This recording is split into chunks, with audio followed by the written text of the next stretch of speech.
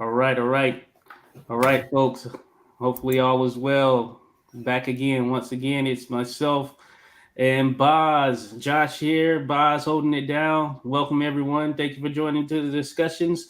Even if you're in here now or listening in the future, how's it going with you, Boz? Yeah, I'm doing all right. Yeah, just a little bit, pollen allergy, but nothing really serious.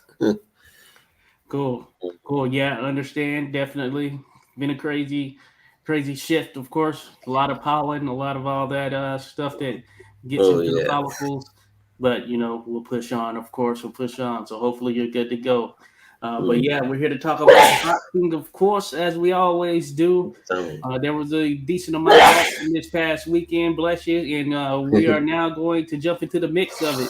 So uh, as far as marquee names, there weren't any top level names as far as box office bona fide stars that were out there boxing on this night, but there were some names of individuals who are actually making waves in the sports, or at least has been in, or some of them at least have been in some top level fights to a certain standpoint at least. But what we're going to kick it off with is a name that has been pushed out there, and he's been said to be the boogeyman of 160 pounds, and that is Janibek Alam Kanoli. Or, I've heard him pronouncing it a little bit different. Alam Kanoli, Yeah, whatever it may Alim be. Alim Kanuli. Yeah, Alim Yeah, Kanuli. Alan Connolly. So Janibek is what we generally refer to him as, a Kazakh fighter, aka Kazakh style, and he's someone who is pretty much primed and ready to go at 160 as far as taking on an elite name. It's just a matter of getting an elite name in there with him. So on this night, Mm. he was taking on Stephen Butler, a Canadian fighter who has been in with some decent names. He has a win over Mark Bazooka DeLuca. That's one for sure that we know of. And he's looking to stamp his name also at middleweight. And this was a WBO World Middleweight title matchup, at least some version of the middleweight title, if I'm not mistaken. But anyway, it ended up not lasting very long. It was only one round, as a matter of fact, because the moment Janovic landed something of significance, Butler was down, and I give him credit. He was game. He got up. He ended up going down another two times before it was eventually stopped, and rightfully stopped. As a matter of fact, he wasn't going to make it out of that first round, regardless of the situation. And it was a statement performance in that sense from Janibek. But of course, what's next for him is always going to be a question, because if you can't get any big names in there, then it's not going to be anything that really lights up the scoreboard, to say the least. So, what are your thoughts on Janibek, that fight, or that short instance that was intended to be a fight, and what could be next for him? Yeah, of course, this was impressive. I mean, Butler is still, rather solid fighter. Maybe not a real like marquee name, but he, as you said, has some good wins. But I knew, kind of knew because he has been stopped already like a couple of times. I think I know Brandon Cook stopped him way back in 2017, and he's not really, a really good fighter, you might say. And yeah, Johnny Beck is just a superior fighter, and but I didn't really expect him to take Butler out so quickly. For sure, I thought it would be like 6 rounds or something. Yeah, probably. So that was my original prediction. I remember sixth or seventh round, I believe Mm-hmm. I said, and yeah, I think Johnny Beck is now pretty much one of very few like big names at 160, and of course there is Jamal Charles. Of course, we always talk about him, but the guy who keeps being mentioned but never like appears in big fights. It seems lately, Yeah. so. Yeah, there are, I guess, a couple others as well, but yeah, he's like it's a rather lonely division, like I mean, to rule. Right, right. Yeah, It was hot there for a number of years, and all of a sudden it's just like the bottom fell off of the middleweight division, and now yeah, it's in flux as far as who is the top dog legitimately. I mean, I don't think we have the answer, and we seem no closer to getting the answer because a lot of the top guys, or at least those that were perceived to be such, are fighting right now. Real quick, shout out to yeah. Rodolfo Rivera Jr. Dropped into the Hey, building. We appreciate you, Rodolfo. Thank you for being here, buddy. As always, Rodolfo says I felt hella bad for Butler. Dude didn't even know where he was. He didn't. He was game, but man, he took it. He took it. He had to take it on the chin right there, Rodolfo. And yeah, that was some tough stuff for him. Maybe a lesson, a learning lesson. We'll see how he bounces back. You know. Shout out Martin Dunston says, "How you doing, gentlemen?" yeah, Martin, appreciate you, buddy. Good to have you here. Always love the dialogue, love the chat. We appreciate you being in the mix here, Martin. Thanks as always. I know we chat on the videos, the other videos, and everything. So that's good stuff having you here. And of course, Bruce Gas, Boxing Jazz, and more says, "Salute my brothers." Shout out Bruce. Bruce in the building. Appreciate you, Bruce. Hey, everyone, go check out Bruce Gas, Boxing Jazz. I was there to check out some of your commentary last night, Bruce. Entertaining per usual and what was going on. And I know you have something coming up as well regarding that controversy we're going to get to in one of those fights that took place, of course. So appreciate you being here, Bruce. And then also shout out to my mom who says, "Happy Sunday, son and Boz watching." Appreciate you watching as well, without a doubt. We do appreciate that. And more to come, of course, more to come. But we're talking about what happened yesterday, which were a number of good fights that took place, of course. But ultimately, it was a pretty decent weekend of boxing. Nothing major, glaring that was stand out. I would say for anyone in all actuality. Rodolfo Rivera Jr. says it's been 700 days since Charlo has fought. Yes, long period of time, long period of time. He was on the I Am Athlete yeah. I podcast. I know. saw some clips of it. So he's going through some issues, I'm guessing injury related, that have left him out. And of course, Yeah, that has left 160 pounds in flux. As we were mentioning, you have him, you have Triple G.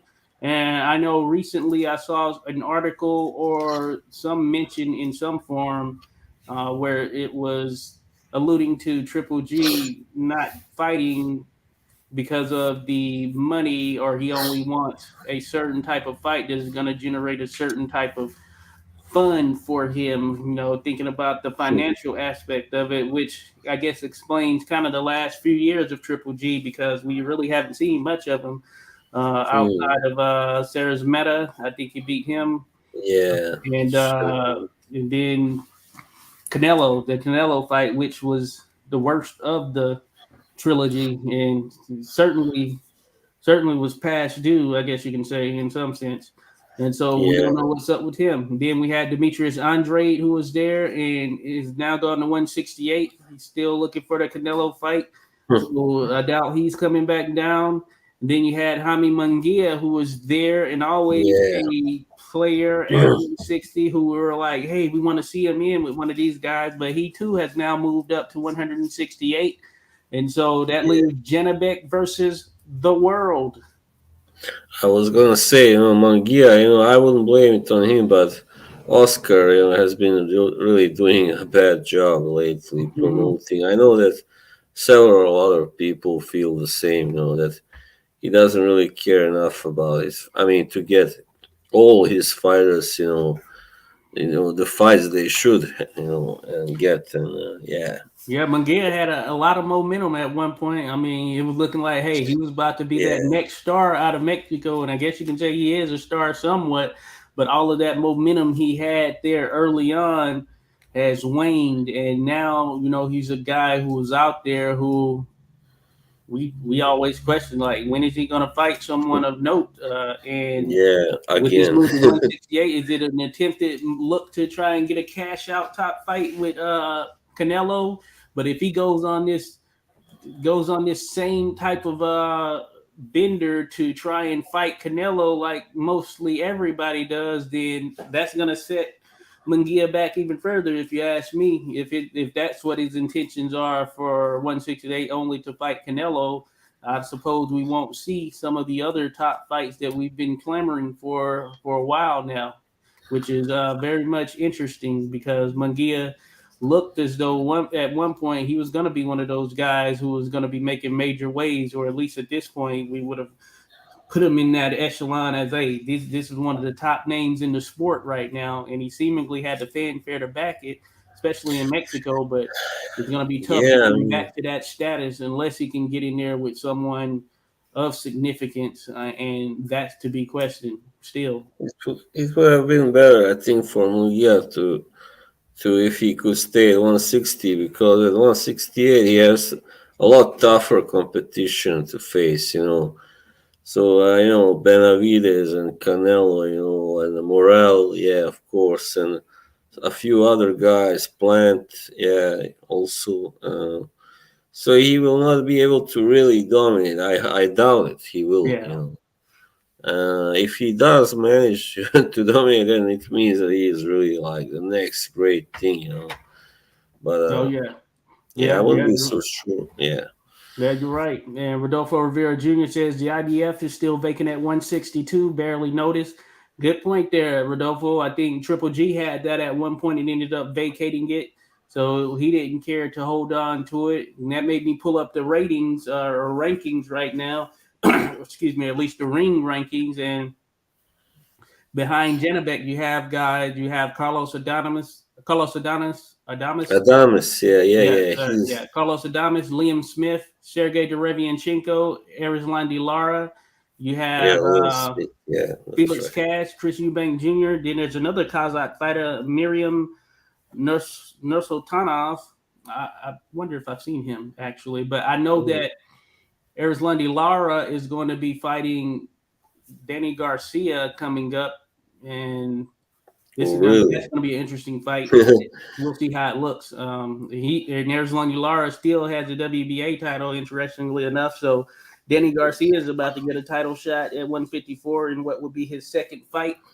Hmm. And that fight, is a toss up as far as I'm concerned. I have no idea what Lara's going to look like at this particular stage, but of course, he can box and everything. But Yeah. This seems to be an interesting matchup. Definitely a PBC matchup right there. Uh Seems like huh. seems like those two have been around forever, especially Lara. Hmm. I mean, he was like, how long is it now? He Yeah, was yeah. robbed against that guy Paul Williams. I don't. Oh, yeah, yeah, Oh. yeah. Yeah, I think. Bless you, Sorry. bless you. Thank Yeah, you. crazy. Crazy thinking about it, but that has been a minute. So Lara's still hanging in Yeah. there. Maybe this is his last hurrah right here. So with that fight with Garcia, I think it's just pretty much a toss up. Back in the day, of course, I would have picked Laura to outbox him, but we'll Yeah, see at this he's point how just. much Laura has left in the tank. Yeah, and he hasn't always, really given it all. I feel in every fight, so that's why he sometimes did lose, because he was relying too much on outboxing, out slicking everyone. But sometimes it didn't work. I mean, it wasn't that easy every time. I know, for instance, in the first fight with Martirosyan, he Mm-hmm. just gave away like the first 5 rounds. Oh yeah, I remember, and then he started, to outbox him, but then a cut happened, and the whole fight had to, it had to be thrown away, pretty much, yeah, yeah, because yeah. of a cut. Thomas Martirosyan. He seems to be stuck in Yeah, Don King limbo, even though he signed with him twice. So that's yeah. his own fault right there. But I thought he retired already. Didn't he retire? well, I think it's because of supposed promotional issues with Don King. He Right. couldn't get a fight, Yeah. apparently. I don't know.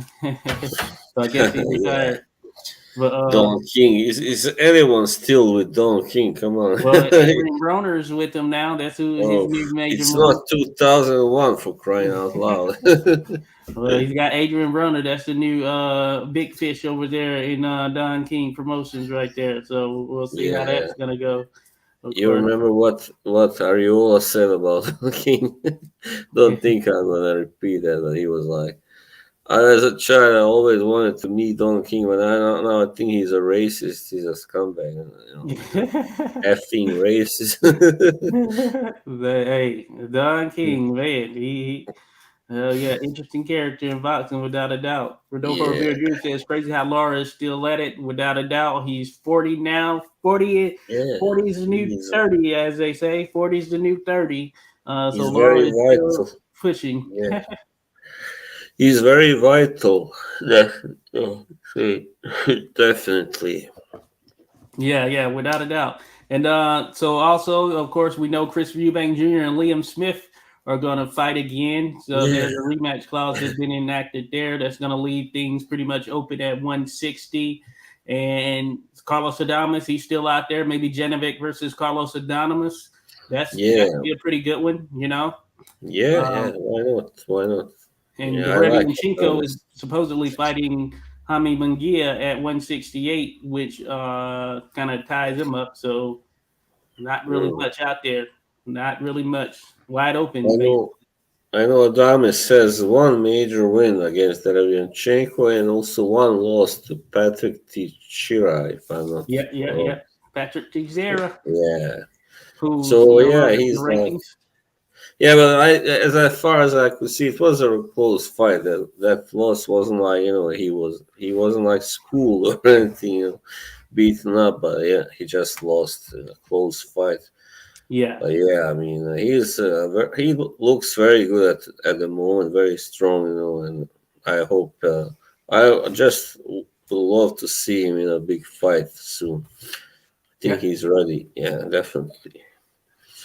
He's good to go. Yep. And so Oh, that there's Dave. Yeah, hey Dave, Dave B. that little That's my man. ad on the background. But salute, Dave. Appreciate you being here, Dave. Thank you for dropping by. Here to talk a little Yeah, boxing. Of course, we enjoy the dialogue. Enjoy having you in as well as the others. So, thank you for sure.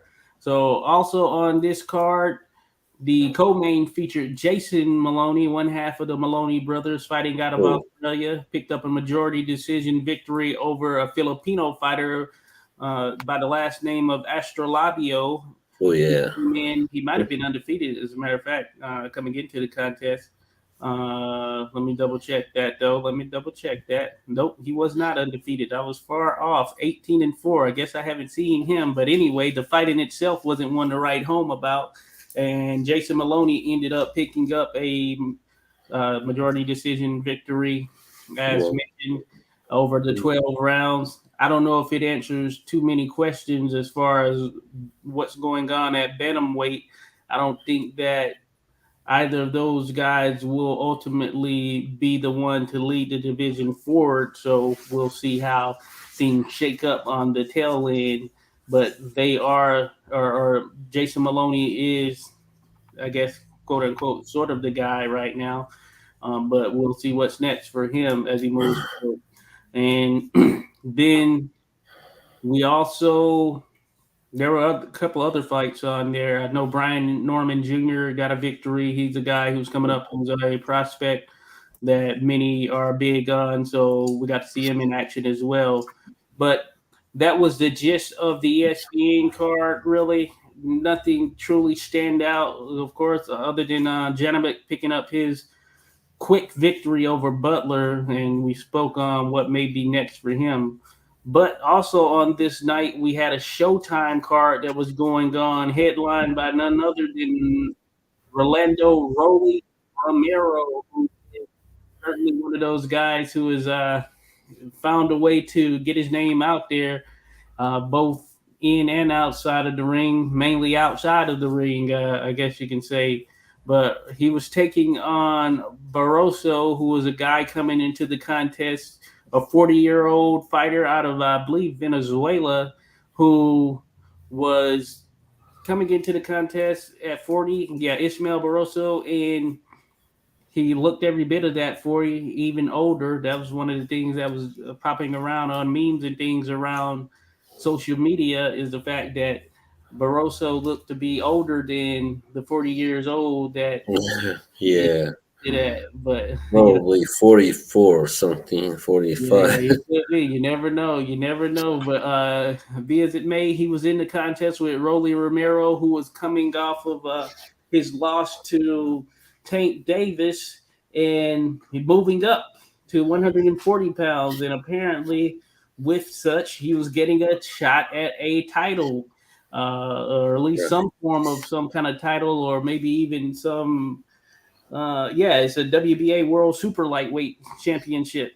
So yeah, it was like a title on the line, which is interesting since this was his first fight at 140, and he was moving up, coming off of a loss. But that being said, we know how boxing works at times. Now, Yeah, so yeah, and shout out to Alex Vega. He did a good job of explaining the whole situation by surrounding how Barroso got there on the Fight Night Scores stream that we had earlier. Check that out, Fight Night Scores and fight-score.com. But anyway, it was intended to be Alberto Puello who was going to be taking on Rolly Romero, but that ultimately didn't happen. Pueblo popped on some form of a test, and oh, ultimately it ended up being Barroso. And Barroso, for yeah. it's worth, he actually put up a fight, even though it wasn't a lot of action overall. He actually, was the guy who was doing the most, I guess you could say. He actually dropped Romero in Yeah, probably third or fourth round, and he was up on the scorecards at the end of the contest. Now the contest ended via ninth round stoppage, so TKO after Tony Weeks jumped in and stopped the fight to save Barroso from further damage, but he wasn't really taking much damage. As a matter of fact, a lot of the shots that were thrown that forced the yeah. stoppage didn't even land. And so there's been a lot of controversy surrounding the stoppage, Tony Weeks, Barroso, Romero, and just how that all went down. And it's going to play out, I think, over the course of this week as well. It's interesting stuff. So I don't know if you saw the stoppage buys or what was he Yeah, said I what just stop, but it's interesting, right? I just saw, yeah, some highlights, right? Like a few minutes ago. It looked like, yeah, it didn't look like Barroso was in a bad enough state shape to be stopped. I know I read that there was a large, outcry against that stoppage. And Tony Weeks, this isn't his first time that he is known for a Right. controversial stoppage. Like for instance, with Kovalev Ward too, he was like, Yeah. just stopped the fight after three low blows, and that was it. And no, it's over, like knockout. So I know that, yeah, this guy isn't really very competent, obviously, to judge when a fighter should be stopped or not. Or I don't know. Maybe he is. I don't want to accuse anyone or anything, but who knows? You Yeah, I never know don't. anymore. Yeah, in Yeah, I this don't know. game. You can't call. Yeah, it's hard to call. Hey, I will say that. Yeah, Yeah, sometimes, man, sometimes it's split second decisions, all that good stuff. But yeah, it didn't yeah. look like we to I be mean, honest, yeah, I yeah, didn't think it looked like it needed to be stopped in that moment because I, there was not yeah. I enough mean, Barroso action did in that look. fight.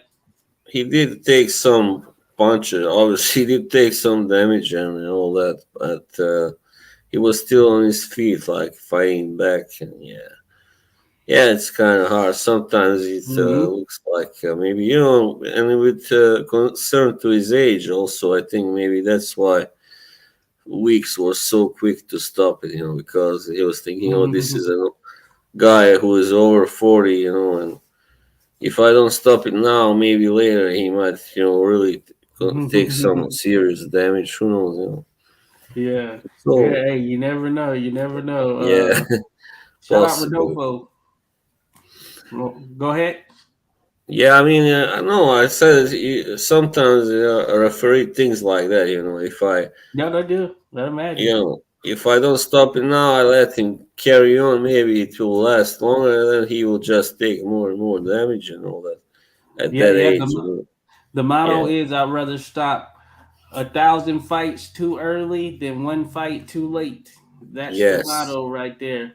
Rodolfo Rivera Jr. says, I missed the Norman Jr. fight. Crazy how Vargas was ahead of them. Yeah, yeah, they're really pushing the Vargas kids, definitely. And they have some excitement factor to them, without a doubt. Certainly some excitement factor. Shout out Andre Rodriguez. He says, good afternoon, gentlemen. Appreciate you being in here, Andre. Hope all is well, buddy. Thanks for dropping by and, of course, commenting, chatting as always. Shout out to Mr. Pads in the building as well. Appreciate you being here, Mr. Pads. Says, big up Josh and Boz. Got to feel extra bad for you, Josh, considering you're a ref yourself. Stuff like that seems like it could be a bit of a deterrent. Oh, yes, certainly, certainly. You have these situations. Yeah, I've been cussed out myself, all that good stuff. People, Hmm. they'll try to run up on you. Yeah, it's just crazy. But sometimes, some of the calls are bad. Sometimes the referees make mistakes, and some Yeah. are super glaring, like this one. This one right here with Tony Weeks, I think that was pretty glaring right there. A glaring mistake. That's one that it's hard to find many who would side with that stoppage, or at least it going the way that it did. So therefore, that's why it's going to be highlighted and more spotlighted, because of the fact that it was one that was super glaringly on the wrong end of the situation, Yeah. and definitely thinking about it negatively. Yeah, it's one of those Yeah. tough. I'm just looking at the footage right now. I mean, Barroso looks kind of shaken, but yeah, I mean, his eyes are clear and all that, obviously. And yeah, but sometimes it's hard to judge. Sometimes a fighter does not look that hurt, but he may be. You never know. So who Yeah, knows? yeah, A referee is in there with them, and he can see it better than the crowd, of course, can. So I would tell yeah. sometimes the crowd needs to shut up more because you don't know. You cannot know like the referees, no, all right? So Yeah, stop your baloney. yeah, you do, Quit. you do see it differently in there, and sometimes, yeah, you still have some early stoppages even at times, but it is a judgment call, and it's based on what you're seeing at that particular time. Especially you see it looking in the eyes of the fighter and all that stuff. As far as positioning, I don't know how great Tony Weeks' positioning was in that particular instance, as far as making the stoppage that he did, because from a certain I angle, know. or at least what we were getting on the feeds, yeah, it was nothing was landing to that degree that it would have warranted such at that particular moment, and especially when you take into account the early portion of the fight where Rolando Romero wasn't really landing much at all. He was barely throwing. He was only looking for his right hand. He's just pretty much plodding forward here and there with his Yeah, right hand, yeah, not throwing it unless he was pretty sure he was going to land, and he wasn't landing much. Taking that into account, Barroso hadn't taken much damage overall. More of the damage, I guess, had been dished out to Romero, though it was in spurts as well. But Romero's the one who had gotten dropped, and that always makes it very iffy when you factor in the trajectory of a fight, and then that point of stoppage and the damage that had been dished out to that point. What Romero was landing or grazing Barroso with at that particular point wasn't worse than what uh, Barroso had did to drop Romero. So it makes it very interesting. Andre I know. Rodriguez says Yeah. Tony Weeks is in the business since '94 or '95. There's no way someone can find an argument in favor of his decision last night. Hey, Well, yeah, Yeah, yeah, but good and point. I see here actually Barroso was ahead by Yeah, quite a lot on two of the scorecards, 77, 74, and 78, 73. And the third guy also had him ahead, but only by a point. So, yeah, it kind of stinks, so hometown, refereeing, yeah, because, they knew had the fight continued, there was a good chance that Barroso could have won, if the fight had finished, like gone the distance, because Rolly would have to do really something special to win, yeah. obviously. Yeah, Without a doubt. Miss Pat says not only stoppage, but the knockdown too. Very suspicious. I forgot to say. Yeah, definitely. yeah. Van. It was the way Tony stopped it was very nonchalant, in a very nonchalant manner. I would say. So And that I said, definitely leads to you those know, questions. the word call F2 thing was really, I think, one of the most disgraceful Yeah, yeah. referees. You know, I mean, the guy hits him with three low blows, and then you just say, "All right, that's a knockout." Over, like nothing happened. Like there was no illegal punches. Come on, man, you won or what? Yeah. So, Yeah, Bruce Gadd says, not last night. Weeks was on the take. He was on the take last night. who knows? I He gotta stepped move. in there. I All right. mean, it's crazy. I know they tried to talk to the athletic commission, and they wouldn't speak with them. This was Vegas, right? So it's, never ceases to be a lack of controversy in Las Vegas. I tell you that. Yeah, Vegas. That's why I don't like Vegas very much. One of the Yeah, things they. that I was mentioning is on the Fight Night Score stream is you also have the dilemma where even when this type stuff happens, you still have the same people who end up back judging, back in there officiating, etc. All of the big fights, so that makes it Yeah, even more suspicious, I guess you can say, when that happens. And I understand that these are the individuals who are there and a part of that commission in that area. They're in Vegas and whatnot, but certainly when you have Adelaide Bird, for instance, score a fight yeah, in some crazy yeah, manner in favor of Canelo or something of that nature, and then yeah. it's just so far off that it's suspicious. You wouldn't expect to see her fight or two later in fight just as big, scoring as well. But it tends to happen, It's crazy. Yeah, these guys just remain too long in these positions. You know that should not be so. I remember also, like at the fight between Mayweather and Victor Ortiz, that who was the referee? It was Joe Cortez, who was like already ancient by the time. I mean, you could see it. Oh yeah, He could barely move, properly around the ring. So that was a lot rather sloppy refereeing there as well. But yeah, yeah, that's why you have to, like, when you see a guy, he's now getting really old and cannot really perform as before. It's retirement time. Simple yeah. as that. Yeah. No, I'm with you. Yeah, it's one of those things for sure. So we'll see. We'll see what's up with Tony. See if he's still back in the mix there as things go on, which I presume he will be. Mr. Pat says, Josh, what do So you make of the Janibek fight? Saw lots of people angry that the fight wasn't stopped earlier. Yeah, it really, could have been stopped earlier for sure. Jack Reese, hey, he's a veteran of the sport in there. He's one that they hold in high regard as far as one of the officials who is top level, takes everything into account. Now, yeah, Butler after that first knockdown, even you could see that he was stumbling and fumbling for the most part. Now Reese was fairly close to him. I didn't see him really looking at his legs because if you looked at the legs, which we of course could see from the camera angles, you could tell that Butler was in bad shape, and I, yeah, it could have been stopped earlier. I will say that it certainly could have been stopped earlier. I know I've been in there, and I've been told on an occasion or two, yeah, somewhere around there, where hey, the guy's leg was actually. You could tell by the legs that he was not good, but I was too close. I guess you can say too close to the fighter to see the legs necessarily, because especially when you're looking at their eyes after they've been dropped and all that stuff. yeah, So sometimes it's judgment in that regard. But in this case, yeah, I think it could have been stopped. But especially considering Jack Reese, he tends to throw a lot of extracurricular stuff in there, like having a fighter walk to the left and right and all that stuff. And I don't think that Butler did a great job of acquiescing to those commands. So certainly could have been stopped earlier. Was the worst non-stoppage?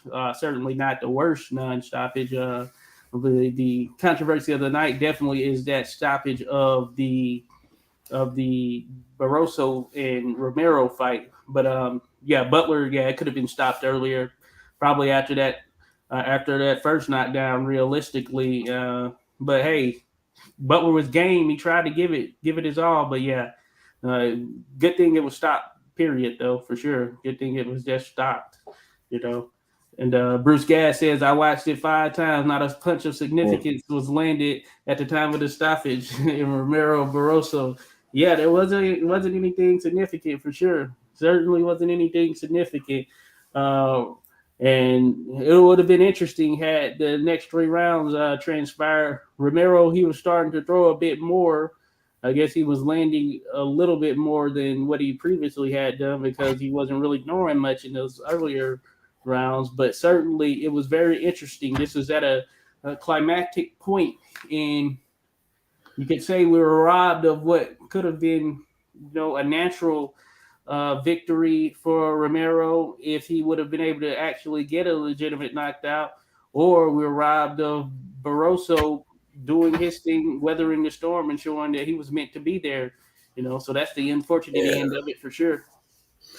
yeah. I remember I saw him Barroso first time when he fought Anthony Crolla for I Mm, think the WB lightweight title, and he was actually, I believe he was doing well until he was hit with a body shot, and then he just was knocked out or couldn't continue. So mm, he's definitely a really solid fighter, and yeah, I mean these guys from those parts of the world also are usually tough, very resilient fighters like Venezuela and yeah. Colombia, and yeah, those parts, Panama. Yeah, So yeah, without a doubt. Yeah, Barrows. Yeah, he looks like he's been through some things in life. Tough individual, for sure. So I'd imagine yeah, he could have kept going. You would have liked to have seen him get a little bit extra time to weather that storm, especially considering nothing was hurting him to that degree, or nothing hit him from what we could see. yeah, And certainly we have the luxury of the replays and all, but other stuff is factored in as well, like past history. Yeah, boxing is interesting for sure. It's always interesting. There's always a lot of drama and oh controversy yeah. surrounding it, without a doubt. Never a lack of that.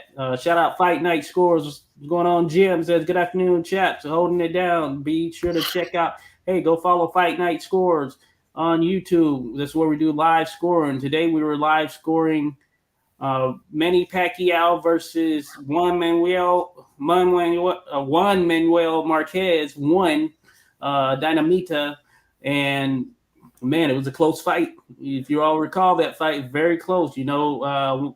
Juan Marquez got dropped 3 times in the first round, but it ended up being a draw. I mean, it's very interesting when you go back to score it. You'll be surprised at what your score may actually be. So you should definitely check out Fight Night Scores. Hit them up and join fight-score.com. It's pretty cool. Comprehensive way of scoring the fights. Something that they need out there in Vegas for sure, because there's a lot of Yeah, drama always surrounding stuff going on in Vegas. We need more of the layers pulled back, I guess you can say. But I know the powers that be probably don't want that type of transparency. Prove us wrong. Prove us wrong. Rodolfo yeah. Rivera Jr. says the Haney Loma card ain't looking too bad. Salute, salute. So Haney Loma. Matter of fact, Oh why not you yeah. mention it? Since it's coming up, that is going to be the big fight, marquee fight of the evening, of course, and or marquee fight of the weekend, of course. And these are two fairly big names in the sport. We have Devin Haney, undisputed at 135 pounds, whether people like it or not, and he's going to be taking on Vasily Lomachenko, a guy who has been one of the top boxers in the world over the last decade, I guess you can say, and he seems to be headed towards the back end of his career, but does he have enough still left and in the tank to be able to take out this young, hungry, undisputed champion in Devin Haney, who seems geared, poised, and ready to go as far as looking at Loma as the name to take him over the top even more. So It's a very interesting matchup. What do you think of that, Mm. Bob? And who do you like in this contest? I see, everybody almost is picking Haney to win. Even some I've seen, people who say that Haney's gonna knock out, even Loma, and stuff like that, destroying whatever. But yeah, I don't know. I don't think that can happen. I mean, of course, Haney can win, but it will not be really like, of course, not an easy fight for him in any way. I think if Loma he can still scrape together at least one more great performance to win in that fight. The only problem is that he will have to like also really, being just very fast and all that elusive will not be enough to win because Haney is a boxer, good defensive, clever boxer. So. Mm-hmm. You will have to like make a really good game plan to kind of be able to draw him in and into exchanges and stuff like that. And yeah, I think I don't know really who I favor, but of course Haney is a lot younger and Loma has a lot less mileage. It's still, I think that it's a 50-50 fight for me, probably. Yeah. Well, good to So go. Yeah, I yeah, don't think anything's wrong with that. Yeah, it's you know, Loma, he did beat Jermaine Ortiz, who size yeah. wise seems to be similar size to Haney, bigger than Loma, of course. But that being said, you could argue Haney is a bit more polished on the technical side than Ortiz. So that should make it very interesting for Loma in dealing with that side of him. We know Haney's young, entering his prime, and he's been going at it for a while. Started early in the sport as far as him turning pro and all, and Yeah, he seems to be poised and destined for this level of greatness that has been placed upon him since he started in the sport. And I think that this is going to be his opportunity to shine. And I know that he's going to come on his game. And I have no doubt from what I've seen in the training footage that Loma is going to be on his game as well. It's definitely one that I think you can say is a toss up. Uh, a lot of people, as mentioned, are leaning Haney. yeah, If you factor in sort of the conventional things that come into play in boxing's history and all, then I could see with leaning towards Haney, and yeah. I give mean, him a slight edge if you take into account the things that you can't control, like your age and what that means and does to a body, as well as inactivity, things of that nature. And yeah, Loma, yeah, he's still game and all, but we'll see if he's able to muster up one of those marquee performances that showed why he was a standout since he first popped on the scene. I definitely don't want to count him out. You can't ever count out a guy like Lomachenko, just given what he's been able to accomplish thus far and what we know he's capable of at his peak level. But certainly Haney just has the makings of the guy ready to take the reins. I mean, and in yeah, the history of the sport, that's generally how it is. The younger, fresher uh, guy who is poised and ready and in their prime, or at least entering their prime, they tend to keep that trajectory up unless they're met by another guy who's in a similar situation. Another, and for Haney, that case would be a guy like Shakir Stevenson or a guy like Tank. So those yeah. Of seem to be the course. guys who would be more equipped to take him out at this point, just given where he is age wise in his trajectory right now. Yeah, and I hope that Loma comes in the fight really like realistic. I'm not expecting that he will just outclass Haney or anything. I think he will Yeah, probably knows by now that Haney is just too good for that. But oh yeah, yeah, at the same time, Haney also must not just rely on his defense and all that stuff, just yeah, counter punching because that may not be enough. with Lomas' speed and his punch output and all that, you need to be really active, also to earn that decision. Well, of course, Yeah. be smart as well. Yeah, of course, Yeah, he clever. will have to be. Yeah, he'll have to be on Yeah, his game. I think you're going to need an A+ performance pretty much out of both of them. And yeah, we'll see who's able to put all those things together. But things seem to be leaning towards Haney, and he seems to be very much capable of pulling this victory off, just given where things stand at the current moment. Shout out to Random Acoustic Thoughts, who says, "Big up, just dropping in real quick. Salute, Random. Appreciate you dropping in, buddy. Everyone, check out Random Acoustic Thoughts, especially as it relates to the history of the sport, Bellator as well. But on the history stuff, definitely a lot of talk goes on the greats like Sam Langford, Harry Greb, etc. And I've been a part of some of those discussions myself. So check out Random Acoustic Thoughts if you haven't. Uh, we have some stuff coming up. As a matter of fact, we're going to be in the Big Sun as well. So looking forward to that. So we'll be in touch for sure. Random and Rodolfo Rivera Jr. says Amari Jones is a guy to look out for. He's good friends with Haney. Good looking there, Rodolfo. I have to check him out. I don't know if I've seen Amari but I'll definitely check him out. Rodolfo, I'm looking forward to that Nakatani Maloney fight. That's gonna be good. I reckon. Oh yeah, yes. Mr. Paz mentioned such. Yeah, that should be a good one. That's coming next week. I favor Nakatani in that fight. Matter of fact, we were talking about it on a fight night score stream, and I favored a unanimous decision for Nakatani or a comfortable decision. You know what? And I know Alex Vega mentioned late stoppage being in the mix. I'm leaning towards that as well at this point. I think that a late stoppage could be in order, or some stoppage of some type there for Nakatani Maloney. But I definitely favor Nakatani. I think he's poised, prime, and ready to go, and he looks to be comfortable with where he's at right now as a fighter. And Maloney will make a game, of course, but Nakatani for sure. Random Acoustic Thoughts says stoppage looked corrupt or incompetent. There was a bad stoppage at Bellator Paris, overturned to no contest before the event ended. It can be addressed when not corrupt. Hey, that's a good point. Yeah, that's why we have replays and all that stuff. I feel like yeah. the replay should be intact. It definitely should have the ability to look at and make decisions on some of these things right then and there.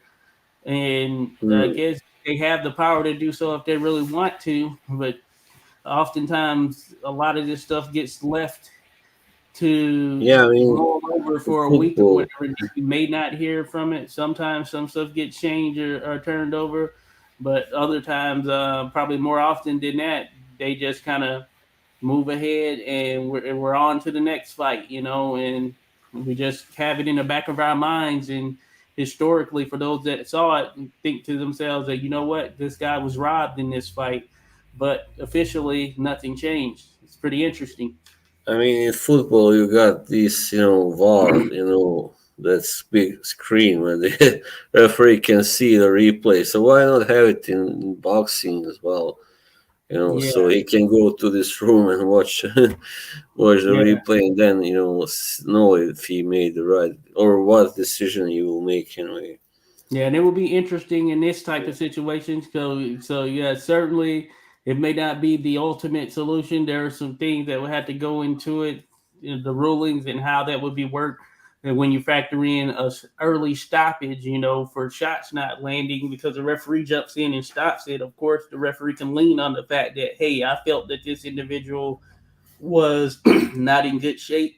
I'm looking at him. I made a decision to save him or her just based on the look that I saw and the damage that I saw that they were taking. So replay may not necessarily resolve it for that particular instance, but for all these other things that we have, it certainly the replay should be enacted. It shouldn't be just a thing like, oh, they're doing replay here in California for this particular event. They have it, or Massachusetts has it here, but these other spots don't have it. We've seen it be a benefit. So you would make you think that it would be something that would just be across the board there, but they don't seem to want to make a unified decision, which they generally don't, I guess, in boxing anyway. But it's one of those Yes, things, or maybe the sanctioning bodies can say for all of our title fights, we require you have this, and I'm sure that could change the dynamic somewhat. But there has to be some agreement. So it's pretty crazy, but definitely not a good yeah. look. It would be. I imagine it would take quite a long time before it got approved by everybody. You know that. Oh yeah, If yeah. A everybody lot would have. of yeah, a Yeah, lot of the bureaucracy would come into place for yeah. sure. Like everybody, this guy have to approve it from the commission, and this guy from the other guy from this Hmm. commission, and Hmm. yeah, the referees and stuff.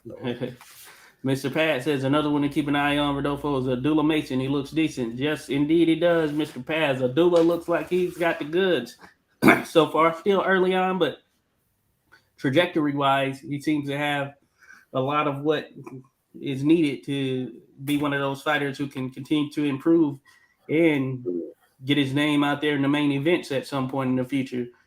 Mr. Pat says fights on the undercard of Loma versus Haney. Okay, that's cool. So Mason is going to be on there. Rodolfo Rivera Jr. says, you know, it's bad when even Mauricio Solomon says it was saying how bad the call was on Twitter at Random. Mm, So Mauricio Solomon, WBC, Mr. WBC himself, was saying that this call was bad by Tony Weeks. Interesting, very much interesting, you know. yeah, So we'll see. We'll see what's going obviously. to happen. You know, we get a lot of tweets about it, but we'll see if anything's going to happen. If they really think it was a bad call, then it'll be turned over. It'll become a no contest. Mm. As was suggested by Random. It'll be a no contest, and they'll have to do that fight over. But whether that happens, highly doubt it. Highly doubt it. You know, and that's just the nature of boxing. I guess you can say. Haney got to win so he can host fights in the Bay Area. Yes, sir. He could. He could do that. You know, holding it down for Cali. Cali is still a fight state without a doubt. Fight Night Scorer says mentioned in our stream if Haney could manage a statement making stoppage late on, you can get 11-1 at the bookmakers for Haney in rounds 7-12. Tempting. That might be worth taking a shot on. What do you think, Vi? Do you think you're going to take that bet? Haney late stoppage?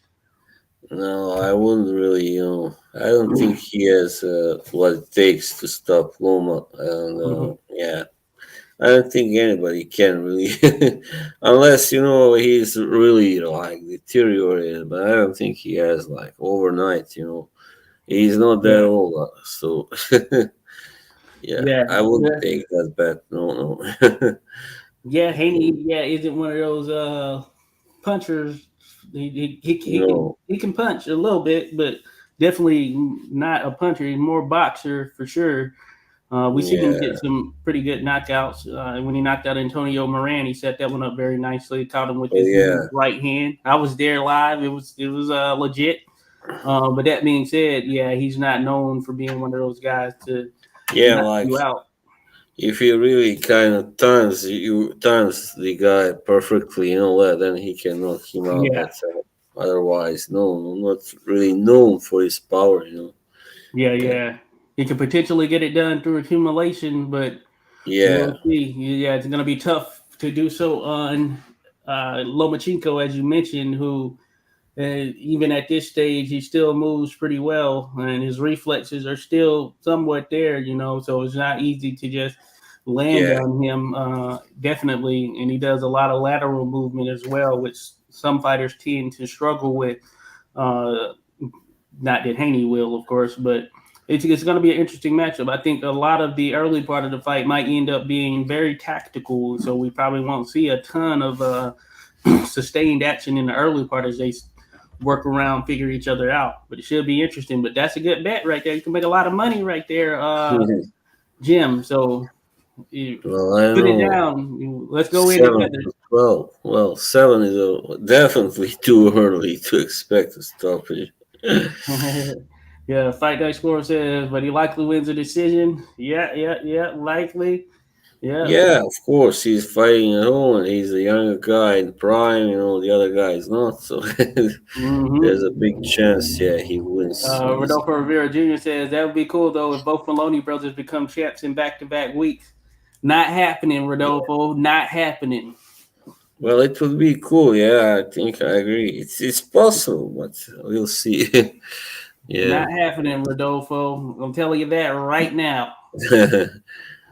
No, I don't think Australia has ever had like brother champions before. So oh yeah, yeah, it could be. Hey, but you never know. Hey, maybe it could pull the upset. Where's this going down yeah, in Japan? Let me see. Let me go to the yeah, schedule. no, of course Nakatani is a very good fighter. Definitely. Let me see. Oh no, yeah, this is on the undercard of this. So yeah, this is gonna be here. So hey, maybe that flight, if that flight was a little shaky for Nakatani and he's still gaining ground, but he's probably Yeah, already been he. here for a little bit. I'm assuming he's here now, at least a week out. They usually come a little bit further out. But I was surprised, because Japanese fighters are known for always fighting at home, but he actually mhm. agreed to come to Vegas. Wow, well done. So both of them are Kudos. coming from a long way, really. So Yeah, the interesting one. Australia and like northeast and southeast corners of the world. I spent a little time in Japan, Okinawa, Japan, back in the day. I Really? wish I would have watched some boxing while I was over there, but I was Was young. that in the army or? I know there's a base there, like American base, right? Yeah, Or yeah, there was? are a few of them. I Yeah, was right. young and in party mode, I guess you can say. So boxing wasn't on my mind for sure. Right. Checking out Japanese babes was more on your mind, I guess. But yeah, funny stuff for sure. Fight Night Score says that's true, Biles. I don't think Loma is far fallen from his peak to suddenly get a beating handed to him. Yeah, yeah, right, right. And we Yeah, haven't I would really be seen, surprised. we Yeah, haven't seen Haney give anybody a beating. Really, he thoroughly outboxed Kimboso, so I guess yeah. that would be the closest thing And to it. But he's not gonna thoroughly outbox Lomachenko like he did Kimboso's. and Who, you cannot really compare the two. Really, they are totally different fighters. yeah, Cambosos right. he doesn't have that, those physical tools that Lomachenko has. So Yeah, right, right, right. Cambosos, yeah, he doesn't have those type of tools. But we'll see what. But Cambosos, maybe we're gonna get Cambosos Romero. That would be a interesting fight right there, huh? Two oh guys who can yeah, slug it out with each other. Now that I just think about imagine that pre-fight trash talk and the way that would be hell. it, yeah, The shoving and all that. it will be And by the interesting. way, did you watch? Did you see what happened? There was this fight ringside between Tommy Fury and another guy called Idris something. Oh yeah, I did. Yeah, I saw a little clip, but I didn't know who the other guy was. But I saw John Fury up in the mix there. Yeah, Shane, I believe also Shane Fury was there trying to separate them. Yeah, Yeah, I seen a clip to Rodolfo. As a matter of fact, I caught a little bit. I saw this little clip of it. I don't know. I didn't see the build up and how it all transpired. They were already breaking them up and trying to yeah, pick them well, apart that when I was saw wild. Yeah, wild. What the it. hell Yeah, it's happened interesting. here? So hey, that's the route that Tommy Fury is going to take, and it seems to be fitting because he did a face off with KSI after the fight. So that may be what's next right Yeah, there. he likes to stir shit up. But that's more of his lane right there as a boxer, getting with this little YouTube mixed misfits crowd. I think Yeah, that could work for it's the Fury way, just cause as much commotion as him. possible, just to Yeah, he's get gonna be more considered the real boxer of the bunch as far publicity. as the YouTubers. So the YouTubers can Yeah, make their notice make their claim against a real boxer, and that's by facing Tommy Fury. If they can beat him, then that solidifies them. And Tommy, in order to keep his status as a real boxer, he needs to beat all of these YouTubers. So we got a yeah, lot set up right here, a lot riding on it. Tommy. Yeah, I mean, think he probably knows if he fought somebody, like for instance, Boatsy or I don't know. So yeah, those guys, he would Oh yeah, he would yeah. get a beating. I He's mean, not gonna let that happen. Craig Richards and yeah. whoever, Callum I Smith. remember Oh where they yeah, at. oh man, Callum Smith will have knocked him out like in 1 or 2 rounds. I think probably Yeah. three. Yeah, we really see, hey, yeah, what about Mm, Watsy's potential is right there for sure. yeah, Don't gamble my money away from me, Josh. That's what Fight Night Score says. Hey, that's funny. Hey, we're just making bets. We'll see what happens. Mitch Pratt says, "Boz, did you watch the Casemiro no, Nitumbwa? Is it I did. I did read about fight it. yesterday?" It's he did like score a knockdown and stuff, and he won points, but he was fighting against a rather strong guy from South Africa who didn't have that many fights, as many as he does anyway. So yeah, Casimiro is still going on, going strong, but I don't think he will be much longer. He's already, approaching that part Yeah, of his career. He's been around for a while, So yeah, yeah. yeah, I don't Yeah, know. I didn't catch it. I didn't catch it either, but I'm gonna try to catch it. Mr. Pat says the full fight is on YouTube. I'm gonna try and see what went down. I wasn't able to Yeah, catch me it, too. but I'm man, a I'm a fan of Casimiro, really, actually, because he's a oh yeah, puncher. He's an exciting fighter, a quality fighter, definitely. I mean, to be able to stop that guy Zolani Tete in oh three yeah. rounds, wow, man, that's just wow. Yeah, that's what I'm thinking. That's what I was thinking about. Like, hey, he had a lot of momentum. He's legit. He's legit. Yeah, We know he can punch. And I want to see him. Wanted to see him in there with Inoue. That never did work out. Doesn't look like it's ever going to work out now. Maybe Nonito Donaire. There's a long shot chance that they can probably get it on again, but maybe not. Who knows? But hopefully we get to see him again in some kind of prime position because he is exciting to watch. And even if it's a passing of the torch type situation, assuming that he takes on someone that is viewed as young up and coming, and they were able to pull off a victory, but certainly I'm going to try and check out that fight, kind of see what went down, see how he looks. But like you said, it is at that point right now where uh, big fights is probably the better for him given his age, right? yeah, So we'll yeah, see what can be mustered up. yeah. I mean, he's been around for a while. Like I know he fought. He lost to. That was in 2012. He already fought for. I think maybe first time he fought for a world title was against. That guy, he's also South African, really. Moruti, yeah, Oh yeah, Matalani, yeah, yeah, yeah. Interesting stuff. Rodolfo Rivera Jr. says, "Yeah, Tommy Fury is set to fight KSI next. By the looks of it, that KSI fight has controversy too." Fournier said he is gonna talk to the commission to overturn the fight to a no contest. I had heard something about maybe that is already the case. I think it was mentioned on the Fight Night stream. So I think it has been turned into a no contest for some elbow. I saw the videos, looked like an elbow. It's very quick, but it did look like it may have been the elbow that actually took him out. But yeah, we'll see what this is going to mean as far as whether they'll fight each other again or anything of that nature. But definitely, it seems like Tommy Fury is up next. The Fighting Fury. Tommy. Flat boxing, salute flat boxing. Appreciate you dropping in, buddy. Flat boxing with the great Joe Lewis in the profile picture. Okay. I like to see that. The Brown Bomber. Flat boxing says, I like the idea of Devin building your resume around beating all the competition in 135 and the surrounding divisions by the end of his career, kind of like a Barney Ross resume. Hey, you know what? That's not bad right there. I think he's certainly capable of doing so as long as he can stay there at 135. Now he's going to have some tough competition as well, but that doesn't mean that even if he took a loss, he couldn't bounce back and continue to build himself from there. But yeah, a lot of it's going to center on how long he can stay at 135. There've already been rumblings and mumblings of him moving to 140, which tells me that it's not going to be too long, regardless of what he's saying. And you can actually see that he's gotten bigger, more mature, and I think he'll fill out a bit more. We're probably ultimately going to see him top off at around 147, maybe 154. Just like we know that Stevenson is going to eventually be at 147, and you can just see him starting to fill out as well. They're right there at that age where that's going to continue to happen. But for what it is right now, though some don't, I view Devin Haney as the top guy. He has all the belts, and he's Mhm. fought the competition that he's been able to get in there with.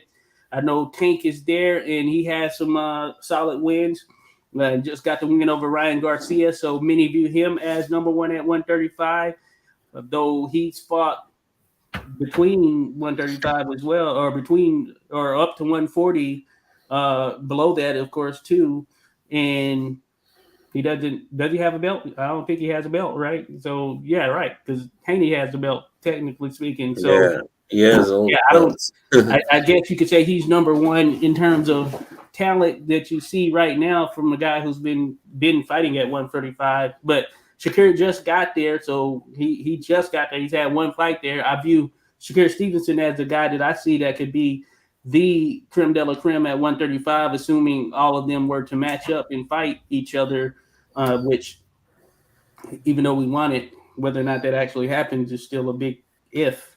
But definitely, I think that Haney right now with the belts, and if he were to continue to do what he does, I could see him being a guy who could make a big statement as far as the historical aspect of 135.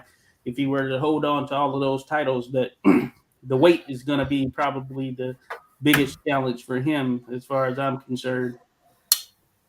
Yeah, yeah, I think probably Haney will move up to 140, especially now that he has won all the belts at 135, and even if he doesn't win, the Lomachenko fight doesn't. I don't think that will really have any say in it. He's gonna be moving up by next year, probably to 140. Yeah, Yeah, yeah, certainly. Yeah, I can see it happening. Yeah, yeah, at the very least, yeah, 2024 probably be the last yeah, time we see him there. But like you said, I'm leaning more towards that as well. Rodolfo Rivera, Barney Ross is super underrated. Indeed, Barney is legit. Very, very good fighter. We know we've seen him in some top level contests. Jimmy McLaren, another yeah, all time great fighter. Uh, Henry Armstrong, all time great fighter. We know what happened. Of course, Barney Ross, also a Marine. Shout out, yeah, hoorah. Fellow Marine, Sipper 5 there. So, Barney, yeah, his skill set, top level, and he was able to do some good things at 135. Of course, he moved up, but still legit. Flat Boxing says, I have him at number 8 all time, going off a skill level of opposition boxing accolades. This being Barney Ross, hey, that's what's up. That's legit. I think that's fair. Been a lot of top level lightweights. So to be amongst that rank, top 10 or anywhere around there, I think that says a lot, and it speaks a lot of your skills. Because yeah. I mean, yeah, he did win the Jimmy McLaren trilogy, so that's a big thing, of oh course, yeah, to beat yeah, Jimmy without a doubt, twice. Yeah, he without only a doubt, lost to he only lost to the very best, I believe. Like yeah, yeah. McLaren, and I don't know, I can't remember now who else he fought. Probably like Benny Leonard or Tony Canzoneri, maybe. Yeah. Yeah, Cantoneri is up there. He's Oh one yeah, that held in high regard that as far as lightweights are concerned. He's yeah. definitely one. And he doesn't get enough credit. I mean, like I heard of him first time, like maybe 10 or 12 years ago, and I was like, really, this guy was that good. I never heard of him before. Yeah, Yeah, we got a ton of fights. Yeah, he was legit, and he had a bit of moxie to him. So Cantoneri gets up there. My favorite lightweight, or who I hold as the number one lightweight for me at least, is Joe Gans. I just oh yeah, like what he was able to do, resume, all that good stuff. We know what he was capable of, skill set, IQ, and he could punch. I mean, he had 100 knockouts, either yeah, 100 or 101, one of the two. But you think about it on that level. But I think that yeah, he's the number one guy for me, and of course Benny Leonard. I would probably put him at number 2. another great lightweight that was top level, had the resume to back it, was in there with the best of the best, and he was able to prove himself over a number of years. He retired, of course, came back, wasn't quite the same, but still Benny Leonard, top level. Then Ike Williams, another guy, big, Yeah, strong, solid lightweight right there. Ike Williams, legit. You know, some people go with Roberto puncher. Duran. Of course, Yeah, is one, two, 1, 2, 3, whatever. I would probably go 1, 2, 3. I'd probably go Gans, Leonard, Ike Williams, and then Duran. Then Duran, of course, could be thrown in there. But hey, no real wrong answer. You know, it's all a matter of opinion, I guess you can say. yeah. All of them can bang. And there was that guy also, Bob Montgomery. He Oh was yeah, also. Bob Montgomery. Yeah, I need to study up more on him. Bob, yeah, under the radar name right there, especially these days. But Bob, yeah, he another tough resume right there. Top level fighter. Some kind of freak wind just started blowing here. Yeah. Weird. Rodolfo says, I have Barney just outside of my top 10, but my list is ever growing right now since I'm still adding fighters. Certainly, certainly, Rodolfo. You know, I haven't gone through a top 10 of lightweights, but I know I have what is my 1, 2, 3 right now. And then, I said Duran 4, so yeah, I probably put him 4 in all likelihood from what he was able to accomplish. But certainly, there's a You lot to know, I'm think thinking, about when you're weighing yeah, that division. You know what I'm saying? people often ignore, they see a fighter, he's like, never defended his title more than like a couple, for a few times maybe at a time. But he's had like several title reigns and defeated, many of the best of the time. So that's why they Oh yeah, ignore sometimes, and then they rank a guy who had like 15 successful defenses in one reign. But if you look at him, maybe his level of opposition wasn't that great always. So that's yeah, why he was able to make so many. So that's, with Duran. I mean, he was great, of course. I would rank him definitely among the first two or three lightweights. But he did have 12, I believe, defenses. But when it comes to the level of opposition at that time, if you compare 70s with the 30s and yeah, 40s level, yeah, it wasn't perhaps, I would say in the 30s or 40s, there were slightly more big names in that division, I would say, probably, yeah, yeah, than yeah, in the 70s. So, yeah. yeah, yeah. Definitely, there are definitely nuances to it when you think about it from that perspective. Of course, you have to look at competition level. Then, of course, the fights themselves, the fight pace, all of that, which was, of course, back in the day. You look at 20s, 30s, etc. They were fighting more. Certainly, Yeah, but Duran is one of those guys who fought a ton of fights for what would be more of modern times, I guess you can say, with him having over 100 himself. So he fits the billing in that regard as well, which is oh, why I yeah, think he gets he's thrown up there as well because he not only just had the marquee fights, but he had a pretty insane fight pace compared to the average yeah. here these days. Just the fact that he was like at 37 was able to defeat Iran Barkley, who was so much bigger, younger, stronger, everything. He has a Who fight in wasn't. like 2000s. I think Duran has a couple of Yeah, fights in the 2000s, right? Something yeah. crazy. Actually, he only stopped because I think he had a car accident at the age of 50. That's why he stopped fighting. Insane, insane. Yeah, he was a um, beast. Mr. Paz says, "What do you think about Andy Cruz signing with Matchroom? I'm excited to follow his pro journey." Oh yes, indeed, that should be a very interesting one right there. He's a Cuban fighter who well schooled, well trained. We'll see how he develops coming out. I saw that he got signed. Vega had mentioned that in one of the last streams, so it should be very interesting. He beat Keyshawn Davis, so as far as the Olympics, and hey, this guy, he's skilled. He's very skilled. So we'll see. He's one of those guys who's probably going to be moving up the trajectory fairly quick, similar to what we see from a lot of the Olympians, especially the gold medalists here these days. maybe a little bit like Robeisy Ramirez, where he's now what 10 fights in or whatever, champion 10, 11, 12 fights in. He's a champion or something of that nature. So I think it's going to be like that. But Cruz, I believe Yeah. he's a little bit longer, taller, so he should be a very interesting fighter here in the pros. So looking forward to him for sure. Talking about Obesi, I remember another Cuban had a fight last night. He came back, a comeback fight, Rances Barthelemy. Oh yeah, oh yeah, So I Rance. saw he won by a majority decision. Of Yeah, course, he yes. did the fight. Yeah, we were talking about that on the earlier stream. It wasn't. It was. It wasn't overwhelming. It was. It was rather underwhelming. I guess you can say the overall contest. He was going against Omar Juarez. Yeah, majority decision or something of that nature.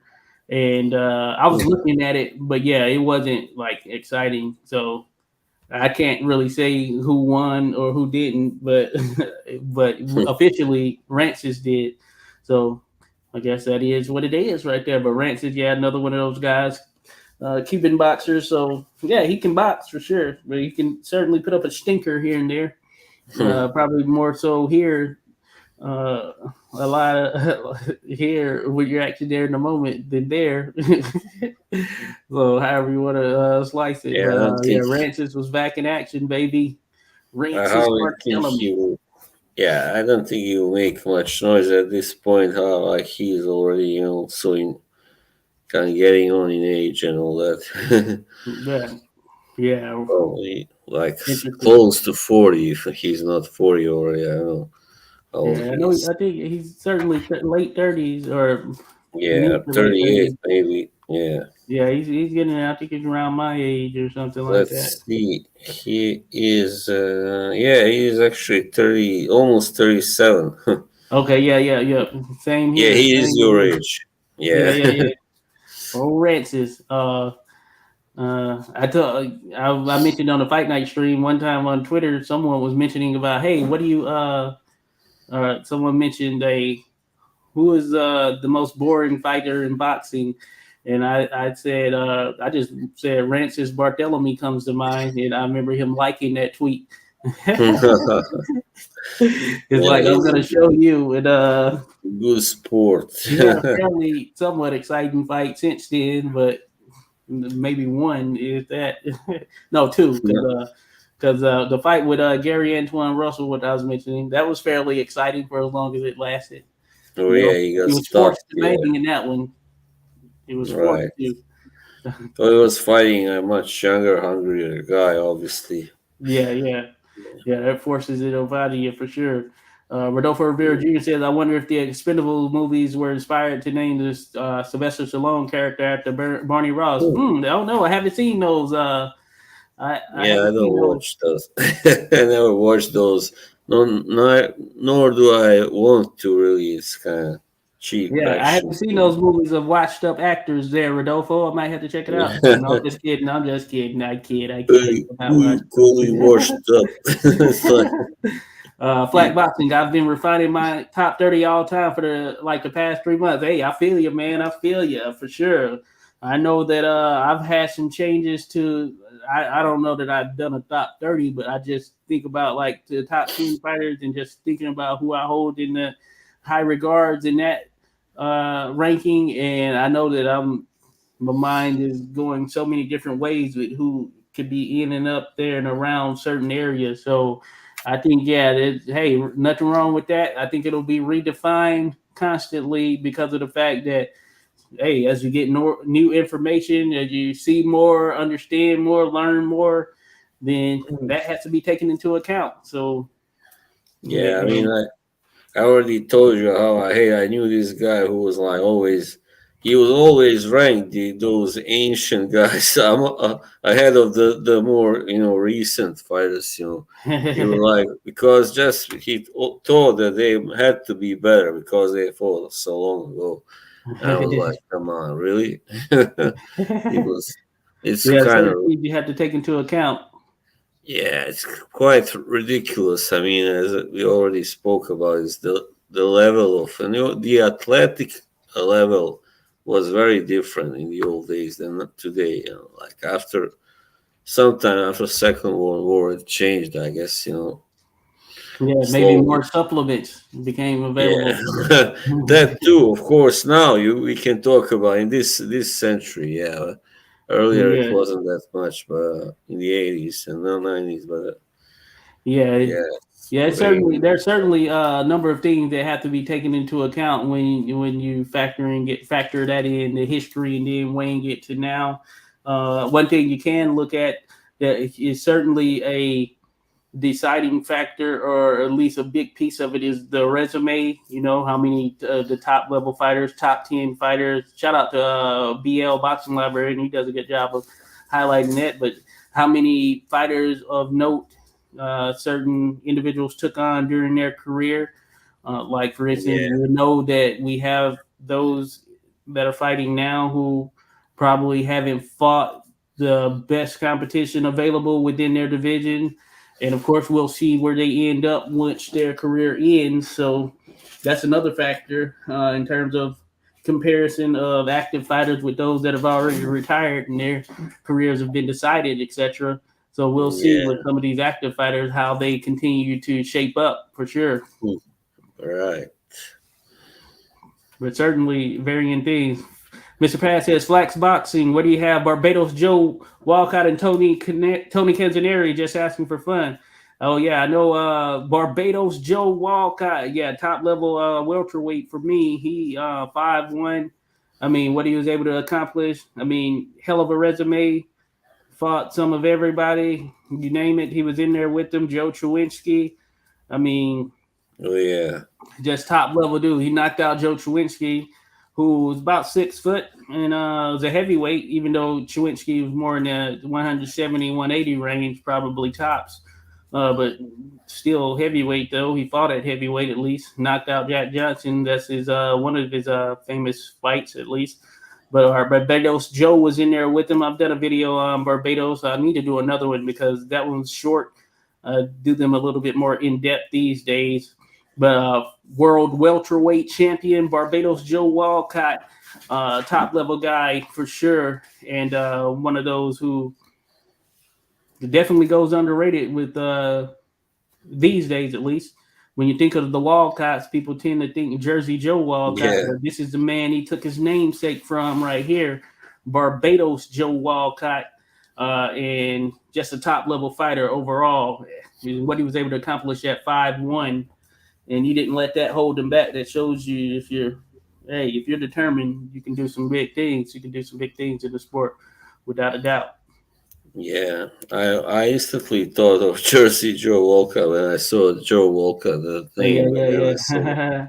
was This is Barbados. Barbados Joe. Barbados Yeah, Joe. that's Yeah. like the real Joe Walker because the Jersey Joe is not really named. It wasn't named Joe Walker for real. His original name was something else. I Oh forgot yeah, it. yeah. Arnold Raymond Cream is his Right? Yeah, yeah. He knew real name. it. But yeah, Barbados Joe, legit though. He's been in there with Jersey.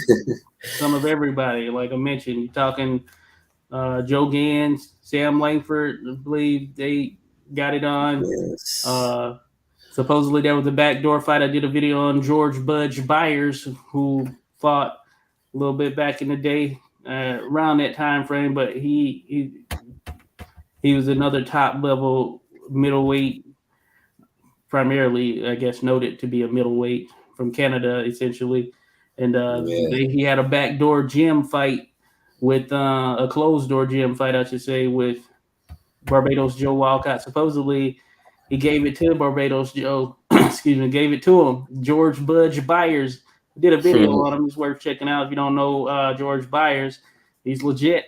He never did get the marquee names, the marquee fights. Myers. But that being said, he was a standout, underrated guy as well. Uh, Hmm.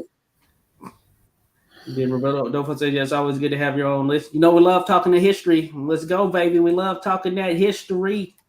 Then Rodolfo Rivera Jr. says, "I have Canzoneri over Sugar Ray Robinson at Mr. Paz." Hey, legit. Nothing wrong with that there, Rodolfo. I know that a lot Yeah, of people have Sugar Ray Robinson number one, but that doesn't mean it's necessarily the I don't definitive know. or right answer. You know, Yeah, someone could not have him there. You know. he was a bit small, I think, Antonelli, but still, Carmen Basilio did beat Robinson. He was like Oh five yeah, six, I think. yeah. Yeah, Basilio was tough one, tough fighter right yeah, there. But I love the style of in the style and the tenacity of and toughness of Carmen Basilio without a doubt. yeah, So yeah, I have mad respect for him. But yeah, I don't have Sugar Ray Robinson number one. And of course, some people are definitive that it's hey, Sugar Ray Robinson is number one. But hey, if you go back through history, you can always find someone who rates someone higher than the other, or who views a particular fighter as the greatest fighter of all time. So there's really no wrong yeah, answer per se. Yeah, I yeah. don't I have mean, number one, but that doesn't mean that he isn't worthy of number one by someone else's standards. So great I fighter, mean, you know. you gotta respect, everybody's choices. It's not like, in those forums I went before, those message boards, there were a lot of childish people who love to pick on your picks, your top 10 lists and all that stuff. So Oh that's yeah, why I really started hating to make those lists. yeah. I feel Sometimes you. you're afraid of forgetting someone, just leaving out someone. Hmm. Yeah, But yeah, you just gotta do your best. I mean, yeah. They're great fighters who, by many standards, yeah, there are a bunch of great fighters who get left off, especially oh yeah, here in these modern times. There are a bunch of great fighters who end up getting left off. You know, yeah, interesting.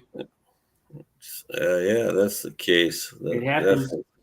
Certainly happens. But yeah, I think yeah, no wrong way. But everyone should be able to have their reasoning behind why they pick such for whatever thing. Flack Boxing says what happened to my comment. Not sure. Maybe it's there now.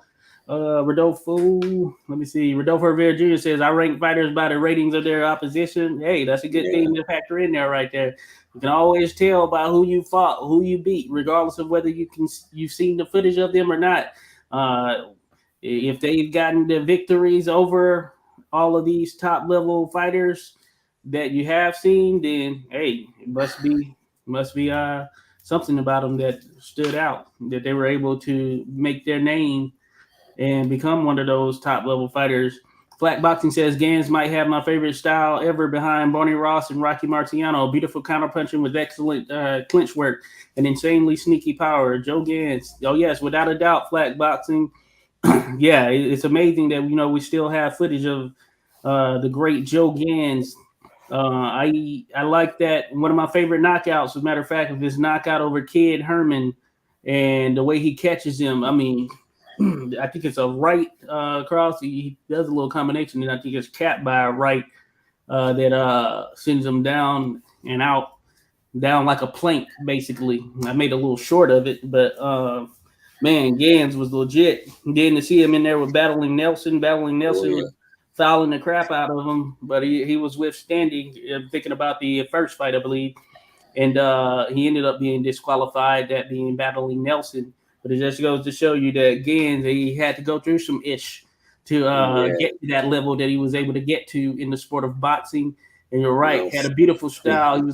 He was you could say ahead of his time. I was going to say ahead of his time, but contrary to contrary to some of the beliefs and all that stuff and what people know, but there were a number of boxers who were what we nowadays would consider scientific, who were around in the 1800s. So you could say he's ahead of his time, but there were some boxers out there who were very scientific boxers who possessed skills, who were doing feinting, etc., all of that stuff, and oh they were yeah, training definitely. other fighters as well. So it didn't start with James Corbett. I will say that it did not start with him, well, Yeah, like many people think. gentleman Jim. Gentleman Jim, sometimes not so gentlemanly. Jim. Yeah, right. Rodolfo, And yeah, you the had round of was fighting in the course. 2000s. Yeah, yeah, he was 2000s. It's crazy. Duran was still fighting top 10 guys during the late 90s at super middleweight. Yeah, he shot up there. Hey, he was a fighter. He was a fighter in the true sense of the word. Because you're right, he wasn't afraid to step in there with, uh, even at weights that's probably weren't optimal for him, especially as he got up to that size. Flat boxing, I have to get back to you on the Barbados Demon. As far as Tony Canzaneri, he bounces from 14 to 11. He was a three-weight division champ in the original divisions, beat insane competition. Very good. Yeah, yeah. Hey, Canzaneri was. He had some moxie about him, as I stated. For those who Yeah, seen him, you can tell he was pretty confident dude when he was in there. He would fight. He would sometimes have his hands down a little bit, but it was because he knew what was up. Um, Tony Canzaneri, yeah, legit top guy, and especially when you think about those top guys, one thing that you can throw in that adds to the separation, I guess you can say, is just the pace of fights, the amount of fights they had. This guy who had crazy amount of fights, just on that top 10, or that top tier level.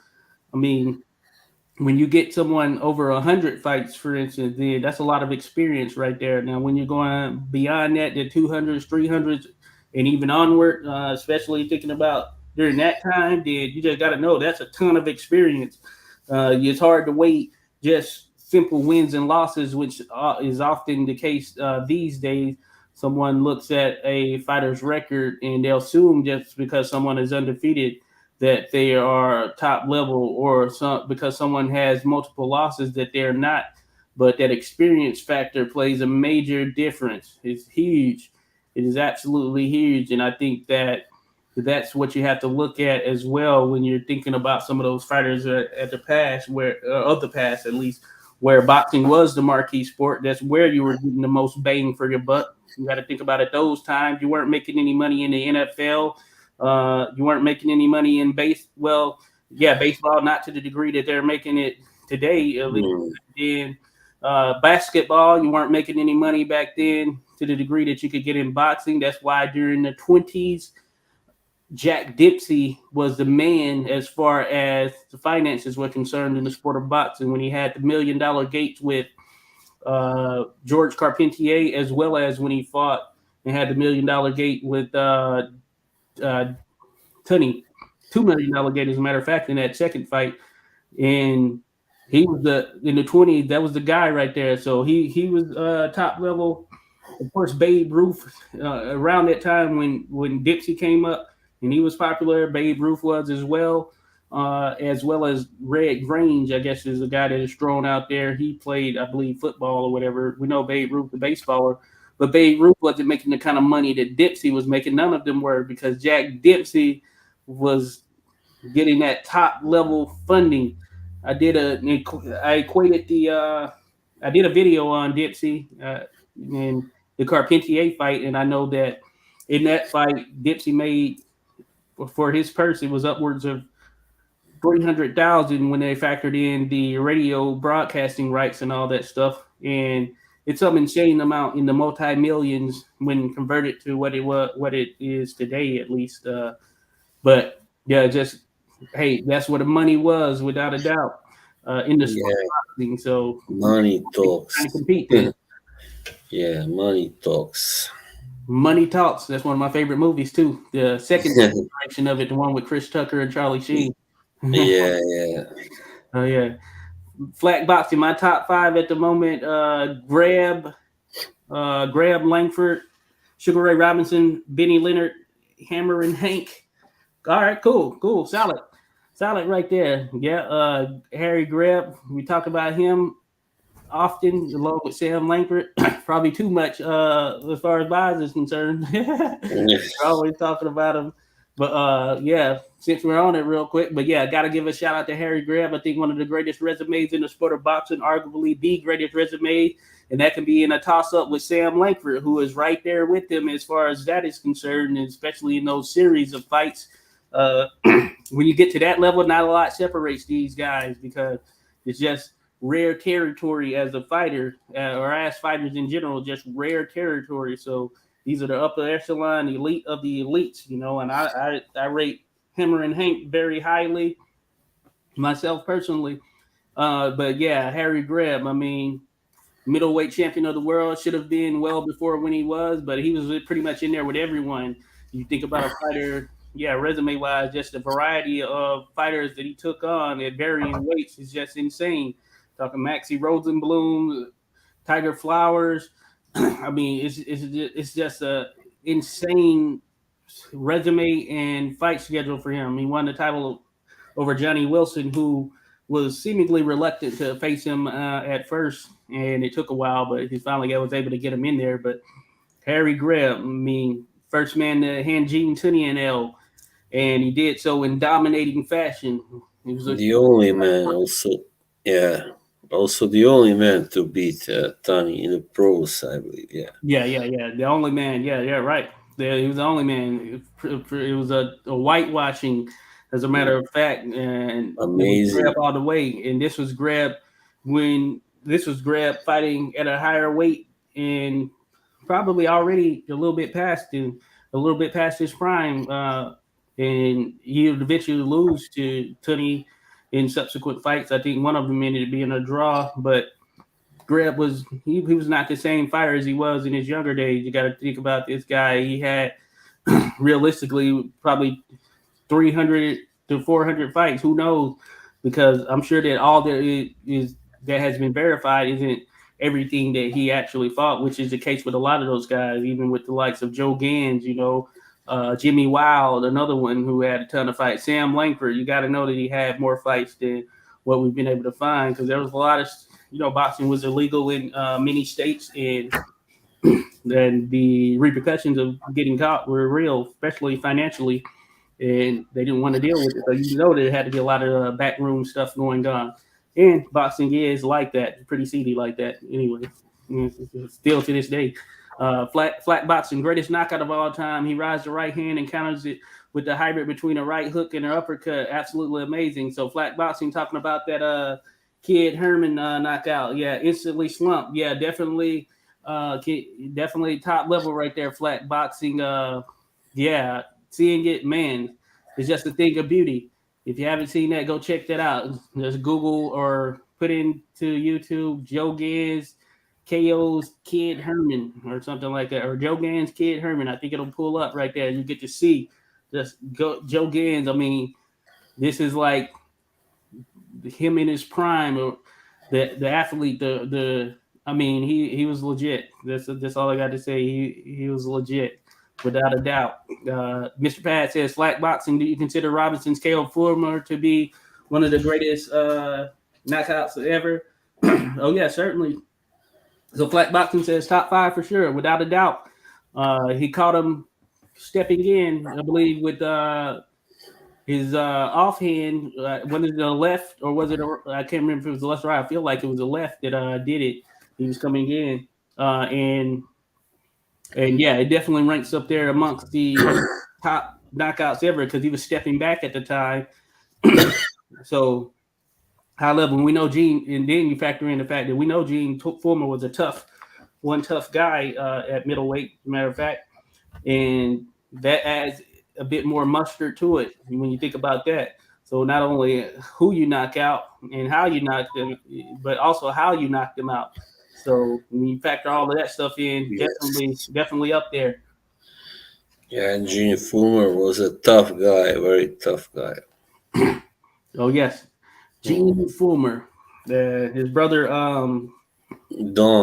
Don Fulmer. Yeah, Mm. another tough guy right there. Yeah, he could do some things Yeah. himself. He was pretty solid. Old Don. The But yeah, fighting Mormons. yeah. They were from Utah. Oh yeah, Utah. Yeah, Utah. Yeah, Mormons. Yeah, you're right. So, Mm. hey, that's you get boxers who are top level from all walks of life. So that's pretty Mm. cool. Yeah, Gene Fulmer. Yeah, I enjoy watching his stuff.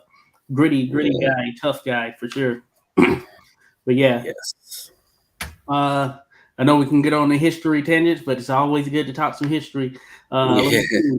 What do we have in store? What's next week? Schedule wise, jump into that real quick. And Um, let me we, see. Let me see. I of know there's some course, coming up.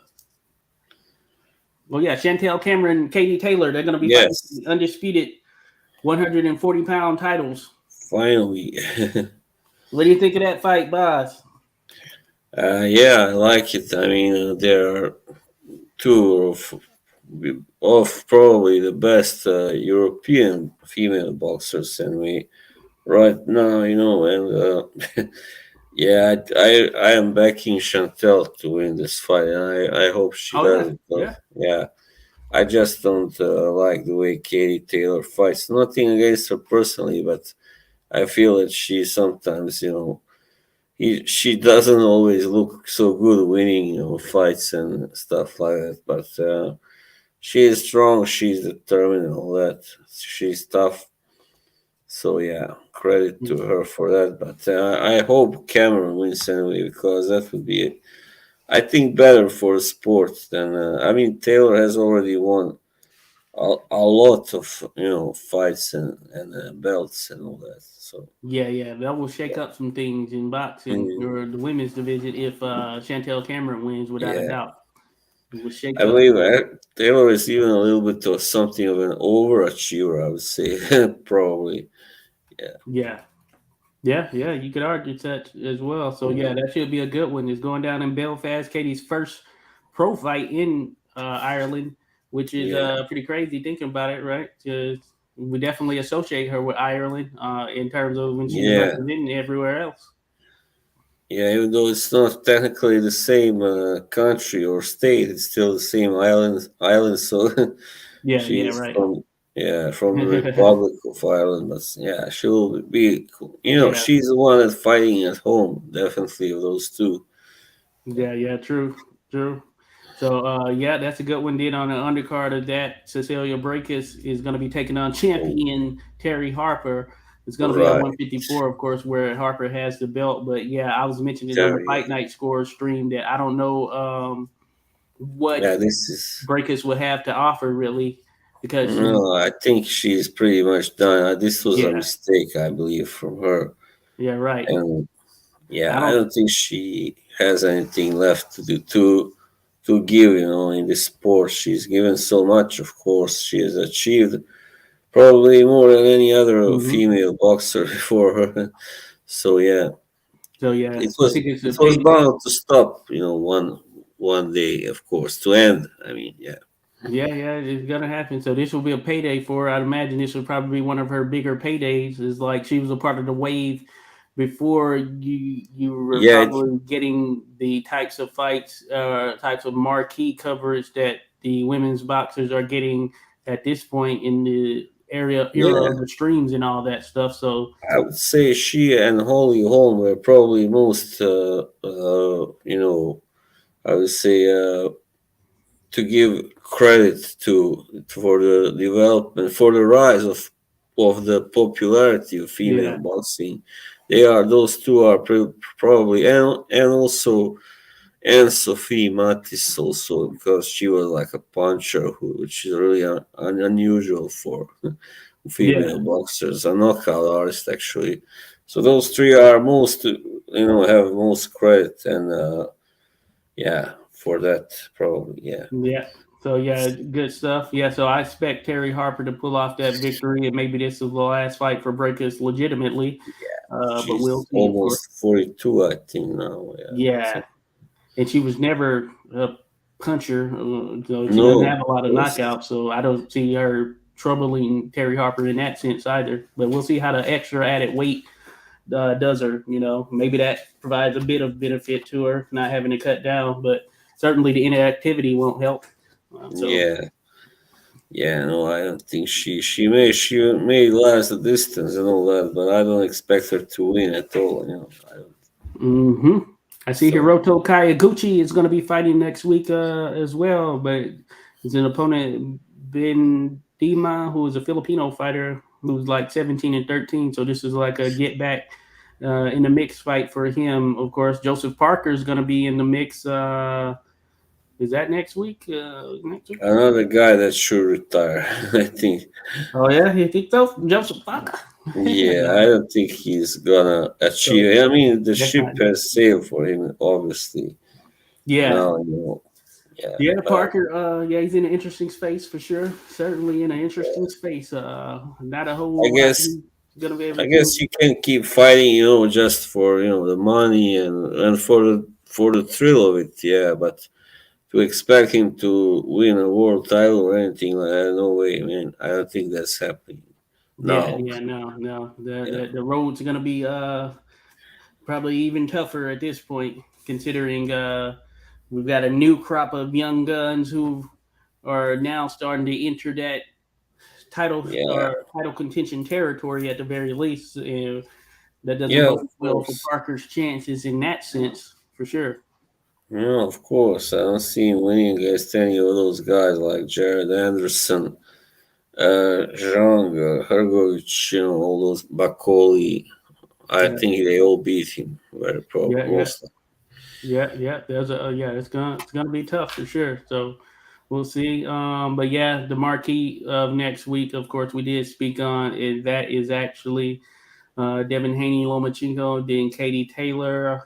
Uh, uh, Yes. Murata is going to be in action. Oscar Valdez in action as well against Well, Adam Lopez, but that's kind of just like they've already fought. But yeah, it's just kind of a stay busy fight for both of them, I guess you can say.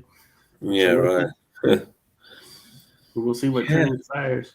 Real quick, Flat Boxing says Grab beat Tunney, Mickey Walker, Tommy Loughran 4 times, Tiger Flowers, both Givens brothers. Yeah, insane. Maxie Rosenblum, Kid Norfolk, Jeff Smith, the Bayon Globetrotter. I got to do a video on him. Jeff Smith, man, he's top tier dude who doesn't get a lot of mention, maybe because his name is too common, like Joe Smith Jr. But Leo Hook, super underrated without a doubt. Leo had a ton of fights, a crazy amount. Same with battling Levinsky. Those are names that are out there. Yeah, it's crazy to think that Grant was in there and beat these guys. Insane. All of them top level guys. To think Tommy Loughran, who went on to he was pretty solid at heavyweight, just wasn't Yeah, exactly he hitting was enough. a scientist. He was a scientist, of course. Yeah, yeah, without a doubt. The Philly Phantom, Mickey Walker. I mean, Toy Bulldog, you name it, he was in there. Yeah, Of course, he got the middleweight title from Tiger Flowers and all. Welterweight yeah, champion. I mean, Mickey Walker, legit. I mean, yeah, he's one of those guys that was tough, rugged, and to see him in there banging it out with heavyweights and actually having video of that just adds to the fervor. So, big shout out to him. Of course, we mentioned Tunney, Tiger Flowers, first black middleweight champion ever, Tiger. and a Yeah, very solid fighter. I wish we had video of him. I know that there was a documentary done on him right around 1926, and that might have been when it was released. And it was not too long before his death. That's one that is verified as being lost in terms of, I know the Library of Congress and all of that, who does the tracking of the motion picture films or the whatever they call them. But that's verified as one that was lost. But we know that was filmed. It would have been excellent to have it. We would have been able to see Tiger Flowers in action. Solid fighter. He had defensive prowess as well, and I would have loved to have seen him. Both the Gibbons brothers, Tommy Gibbons, world heavyweight title challenger, Mike yeah, Gibbons, who I rate a little bit higher myself. As a matter of fact, Mike Gibbons, look him up, middleweight. He didn't win the world middleweight title, but no doubt about it, he was one of the best middleweights in the world. You could argue he was at one point, but he had that type of skill set to him, and he could back it up in the ring. That's the mm, St. Paul Phantom, I think that's his nickname right there. Oh, Mike Gibbons. But look him up. We have some video footage of him, a little bit that is out there, but certainly he's one that goes underrated somewhat. But I rate him highly, especially in the pantheon of middleweights. Maxie Rosenblum, talking about fighter, the true definition. He doesn't have any power to speak of, but this man has over 300 fights. Who knows what he really has? Well, more than that, and he was able to apply his trade and get those victories without being able to knock many people out. So he had to box his way through the majority of those contests, not unlike Harry Greb, who had a similar situation. He wasn't a big puncher or anything of that nature, so they were boxing their way through these guys, which speaks volumes. So you had to run up against varying styles. And hey, Maxie Rosenblum, top level, one of the great light heavyweights of all time, Kid Norfolk, very underrated guy who rarely gets mentioned these days. But he fought from I guess you can say around that light heavyweight, maybe even a little bit lower up to heavyweight. There's video. I have a video on the channel of him fighting Big Bill Tate, who wasn't a very skilled heavyweight, but someone who was used as a sparring partner for Jack Dempsey, amongst others. About 6'6", 240 plus pounds. Kid Wow. Norfolk, he's about 5'7", 5'8", somewhere in that range. And to think you see him in there, he's basically leaping up to land his shots on Big Bill Tate. But it's a thing of beauty. You just get to see how these smaller fighters, that when you think like, hey, these guys are so small, how would they deal with these big heavyweights of today? Well, there were some big heavyweights in the past, and you can see them out there doing their thing. Of course, so a lot of things to factor in there.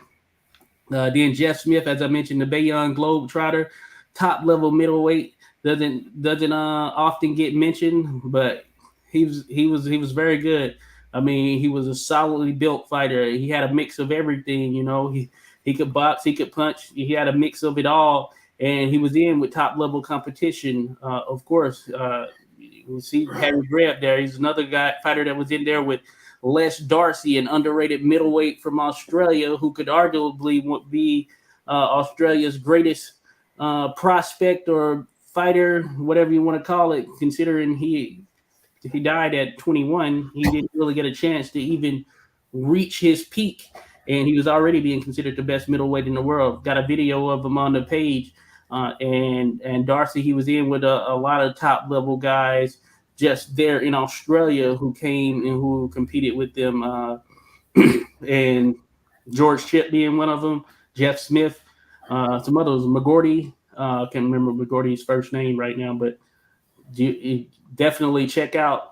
Well, there's not a lot of stuff out there actually on Jeff Smith's as far as any video thing, but certainly stuff to read that is out there, but not a lot of video out there on Jeff Smith. Same with pretty much the majority of the guys on this list. Leo Hook, another one. Leo Hook. I don't know everything about Leo Hook, but I just know that he's been in with. You name a fighter from around that time, he's probably been in with them, and some of them he made look silly. Yeah, I know he beat Harry Lewis a number of times. He was someone that Harry Lewis could not compete with because Hook was just a little bit too good. And battling Levinsky, of course, another one of those guys who was in there with some of everyone. I'm sure everyone's heard of battling Levinsky, former light heavyweight champion, crazy resume in there with a ton of guys. And all of these guys, yeah, one thing in common: not a lot of footage out there on them.